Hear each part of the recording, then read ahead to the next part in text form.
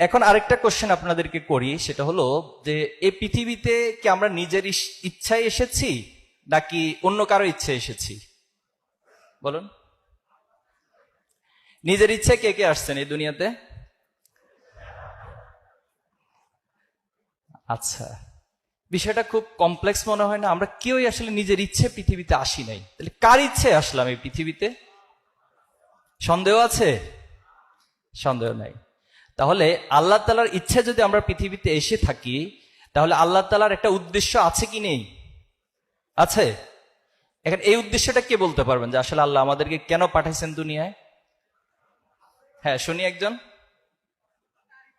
একমাত্র তার ইবাদত করার জন্য। আর কেউ বলবেন? পরীক্ষার জন্য। আর আর কালকে নাকি আপনাদের পরীক্ষা আছে অনেকের। আল্লাহ, যদি কোনো কারণে কারো রেজাল্ট খারাপ হয়, দায়ভার তো শিবিরের উপর চলে আসবে। আর আর এই জায়গায় সবচেয়ে বেশি দায়ভার নিতে হবে আমাদের বিপি এবং জিএস কে। তো ঠিক আছে, আমি সংক্ষেপে শেষ করছি। তাহলে দেখুন, আল্লাহ তাআলা যদি তার ইচ্ছে আমাদেরকে পাঠিয়ে থাকে, নিঃসন্দেহে পৃথিবীতে আমরা যত ইনভেনশন আছে, যত আবিষ্কার দেখি, প্রত্যেক আবিষ্কারক যাই তৈরি করে না কেন, সেটার একটা উদ্দেশ্য অবশ্যই থাকে। তাহলে আল্লাহ তাআলার অনেকগুলো উদ্দেশ্যের মধ্যে আমরা বেসিক কয়েকটা উদ্দেশ্য দেখতে পারি যে আল্লাহ তাআলা যেটা কোরআনে বলেছেন, ওয়ামা খলাকতুল জিন্না ওয়াল ইনসা ইল্লা লিয়াবুদুন, আমি মানুষ এবং জিনকে সৃষ্টি করেছি শুধুমাত্র আমার ইবাদত করার জন্য, আমার গোলামি করার জন্য। এখন এই ইবাদতের সংজ্ঞা অনেক ব্যাপ্তিময় একটা বিষয়, অনেক বড় একটা বিষয়। এটাকে যদি আমরা এক লাইনে নিয়ে আসি, সেটাও কোরআনে আল্লাহ তাআলা বলছে, মা আতাকুমুর রাসূল ফাখুযু ওয়া মা নাহাকুম আনহু ফান্তাহু।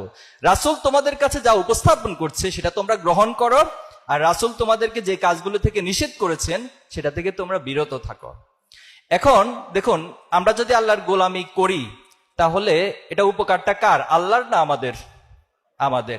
আর আমরা যদি আল্লাহর গোলামি না করি, তাহলে ক্ষতিটা কার? আমাদের। এক্ষেত্রে সূরা রহমান একটা আয়াত আল্লাহ তাআলা বলছেন যে, ইয়া মা'শারাল জিন্নি ওয়াল ইনস ইন ইসতাতা'তুম আন তানফুযু মিন আখতারিস সামাওয়াতি ওয়াল আরদ ফানফুযু লা তানফুযুনা ইল্লা বিসুলতান।